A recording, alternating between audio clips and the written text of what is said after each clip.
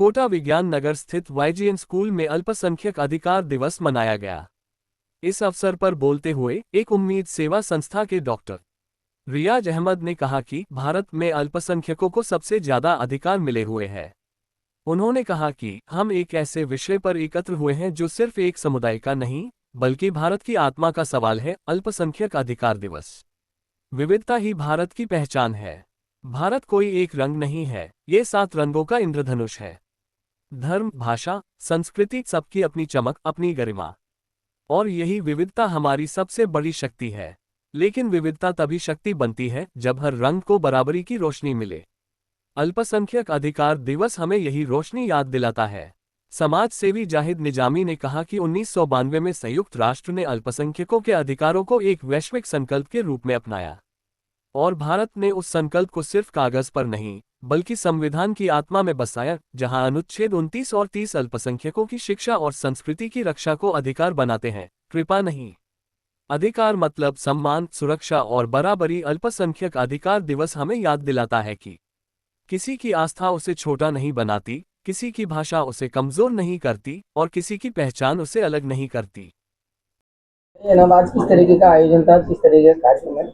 आज YGN education group में जो प्रोग्राम का आयोजन किया गया, ये अल्पसंख्यक अधिकार दिवस जो 18 दिसंबर को मनाया जाता है।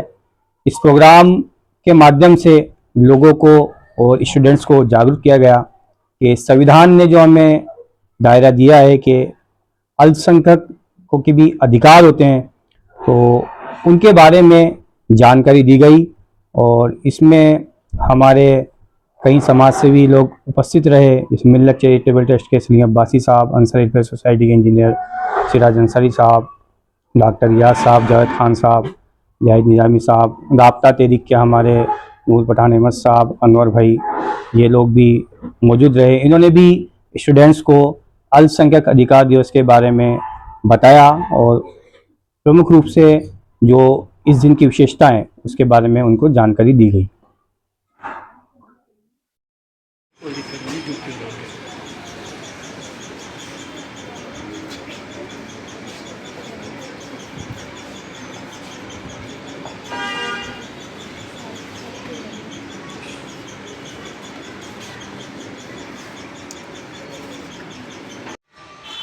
यहाँ पर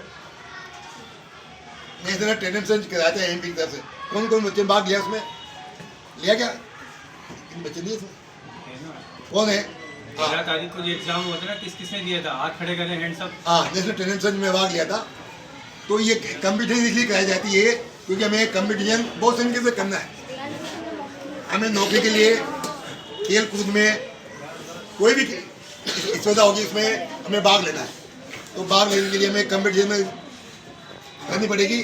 तो इसलिए हमें क्या क्या अधिकार मिलेंगे, उन बातों के ऊपर गौर भी करें और उनको बताएं। अपने अधिकारों के लिए वक्त वक्त पर उसकी मांग भी करें। अगर हम अपने अधिकारों को भूल जाएंगे, अपने कर्तव्यों को, अपने फर्ज को भूल जाएंगे, तो फिर किसी और को भी क्या पड़ेगी वो तुम्हें तुम्हारा अधिकार दे। तो हमें अपने अधिकारों के प्रति हमेशा सजग रहना पड़ेगा, अवेयर रहना पड़ेगा। जहाँ जहाँ भी हमारे अधिकारों का हनन होता है तो हमें बढ़ चढ़ के हमें आइन ने, हमारे संविधान ने हमारे अधिकार दिया है कि हम उसके प्रति अपनी आवाज़ उठाएं, मगर एक मर्यादा में रहकर कि सभी समाज को साथ लेकर बहुसंख्यकों का भी ख्याल करते हुए अपने अधिकारों की मांग कर सकते हैं। पढ़ाई के अंदर, हाई एजुकेशन के अंदर, नौकरियों के अंदर जो भी हमें अधिकार दिए उनके प्रति अवेयर रहेंगे तो ऑटोमेटिक हमारे हम भी तरक्की करेंगे, देश की मुख्य धारा में जुड़ते रहेंगे, हमें भी नौकरियों के अंदर आगे साइंटिस्ट बनने का मौका मिलेगा।